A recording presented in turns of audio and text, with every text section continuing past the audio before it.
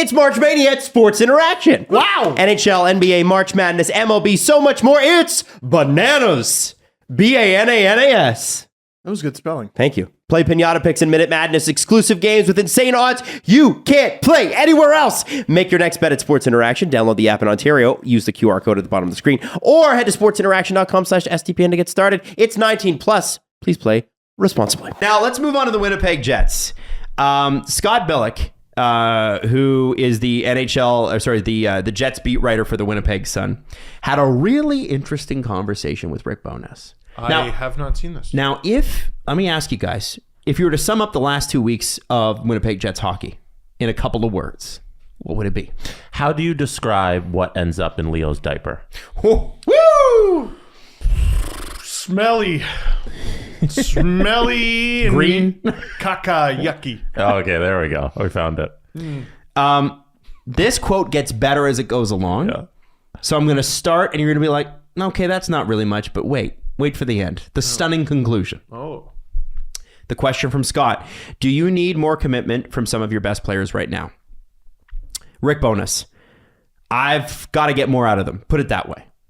Oh boy. Okay, so listen, if you lose, Sheldon Keefe would say that. I need more from my best guys. Yeah. Okay. Every coach ever, I think, says that. Why do you say it's on you to do more to motivate them? Who motivates you when you wake up in the morning? And then so that was Rick's question back to the reporter. Who motivates you when you wake up in the morning? Scott says, myself. And Rick says, there you go. So Scott says, so why do you say then that you need to do more to motivate those guys?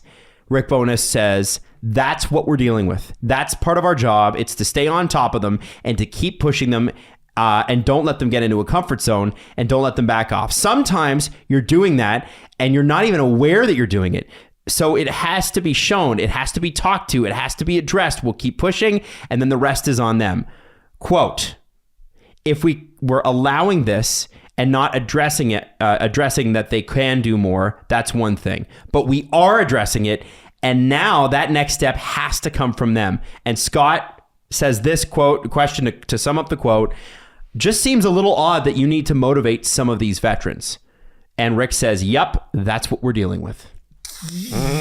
Now, to the Winnipeg Jets' credit, they've surprised a lot of people this season with their play. Yes. They've been very competitive. Connor Hellebuck continues to be Connor Hellebuck. You haven't heard about the drama because there's been drama. And not the fun drama type. It's been dark and toxic sounding. Yeah. Rumors of this in Winnipeg for years. Yeah. So probably since after their 2017 run, where they lost to the Golden Knights and they really should have been in the finals. I remember Friedge mentioning on 32 Thoughts probably over a year ago, the COVID bubble hit the Jets particularly hard, which I can understand. But then it seemed like they were never really able to get it back on track until this year. Mm-hmm. Well, and I think so. They got it back on track, but then it has fallen off again. Yeah, because like you guys outlined, like that summer conversation about the Jets was horrific. It was dark when our rare shows in August or early September. That was, hey, this is Mark Scheifele gonna get traded here? Like, are we running out of the days of that little core? Is Kyle Connor going out the door? And then they're fine. Like the fall and the depths of the winter were fabulous for the Winnipeg Jets, and they shocked everybody. And then now we're back to what we thought during the summer. And it's like, okay, what are the real Winnipeg Jets? Is this always going to be a situation where they keep running out this core and it eventually falls off like how it has in the last couple of weeks because they can't sustain a season long or a deep playoff run with this group? And I wonder how it's going to go in the playoffs here. They better watch out for Nashville. If you can't win these games down the stretch, you better watch out because Nashville can throw together a little stretch here and get right into your last playoff spot. Don't worry about Calgary. But no, we're talking about Calgary next, by the way. If Nashville just wins their games in hand, they pass the Jets. Yeah. They have 3 games in hand. Oh, That would give them boy. 6 points. That would pass the Jets. See, that's the position So- you don't want to be in, right? You've now taken it out of your hands. So We they're got- a lot closer than 5 points. We got some real honesty from Rick Bowness, and I think it starts, obviously, you know, when these situations of guys not trying, that's from the captain down, that's from the leadership core down, that's who he's speaking to. And for him to go public with that stuff in an interview, it's very honest. It's a look into, hey, the last month hasn't been great, and these guys need to give more effort. Well, and this is the thing, is that there's never been a doubt about the Winnipeg Jets' talent. It's always been a commitment thing. They have one of the most talented cores in the league. Absolutely. Ehlers, Connor, Wheeler, Scheifele, those are unbelievable weapons. Hellebuck. I think they would disagree with you that Ehlers is part of the core. Well, which is crazy. I'll take Ehlers on my team any day. Please. Please, Yes, please please. give us Ehlers. I think, Watch that be the move. oh this man, summer. it'd be amazing. It's all right, guys. We got it. Ehlers is the guy. It was like, Ehlers. it'll be like the Chicago Blackhawks when they traded Panarin. It's like the problem is not Panarin, but they traded the not problem and continued to keep the problems. And I think Difference is they played Panarin. that's true. And I think the thing is with the Jets, like, they are fully capable of being in the playoffs and being a threat. Can these guys, like, when I look at Scheifele and Wheeler, Kyle Connor, I exclude from this because that guy always performs, no matter how good or bad they are. But Scheifele and Wheeler, it does come down to them. And are you a great player? Are you an Olympic level player, or are you just below? Not that we're going to the Olympics, but if we were going to put the Olympics together, everybody would have Mark Scheifele on that team skill-wise. But is that... You remember how Chris Kunitz made the Olympics and he played with Sidney Crosby, rode shotgun with Sidney Crosby, and he was great? He was unreal. And everybody's like, role player. what the hell is this guy doing here? And he was great. I think it's like, if one of those players becomes available, or Chris Draper making the Olympics Chris Draper, Kirk Maltby. Kirk Maltby, you know, because they come in, they play a role. What role is Mark Scheifele going to be? He's not Connor McDavid, the all offense. Not that Connor doesn't play some defense, but it's not his strength. So you don't need Scheifele for all offense. You certainly can't use him for forward defensive depth. So what is he?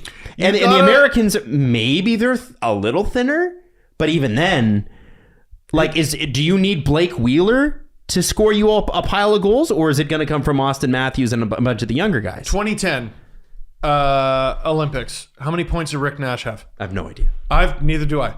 Because he adapted from being NHL Rick Nash to, hey, this is the Olympics and someone's got to be the shutdown guy. Can you do that? And he did that. And he was great. And the depth guys on Team Canada and Team USA and most Olympic teams need to be able to do that. You know who was being talked about for the Olympic team had the Olympics actually happened last year? Andrew Mangiapane. Was working his way into that conversation. 40 goal a year. Well, he had an incredible season offensively, but he was also a spark plug and a guy who could be on the penalty kill. Right? I just don't know if that's the guy. Well, and this is the thing, is that what I'm saying about Scheifele and Wheeler is not that they're not capable. Oh, they're definitely capable. They're capable. Kyle Connor's capable. Ehlers is capable.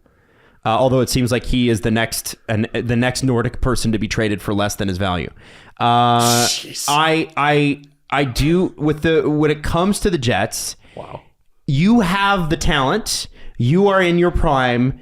Wheeler's a little past his prime. Scheifele's right in it. Yeah. It's time now. Show me that you're an elite NHL player, because Scheifele is undoubtedly an elite NHL player when he puts it together. Kyle Connor, undoubtedly. Nikolai Ehlers, I think, should be. The way they're using him is odd. I don't know what's going on there. Well, and also, like, I wonder what it does to a room when, like, you have to ask the question: does Pierre-Luc Dubois wear Habs Under Armour under his Jets uniform? Yeah, we haven't even mentioned his name in this entire conversation. But you got a guy with commitment issues and brought him to a team with commitment issues. Right. But Commitment to the play. But like this wasn't like in Columbus, it was get me out of here. And in Winnipeg, it's trade me to this very specific place. Also, I'm under contract and have no right to go anywhere. Right? So, like, kudos to the Jets this summer for just being like, no. yeah. Does Pierre-Luc Dubois understand what it's like to play in Montreal, though?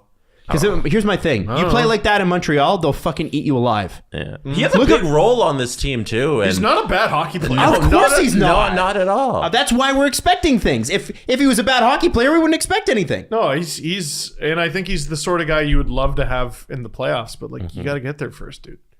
Yeah.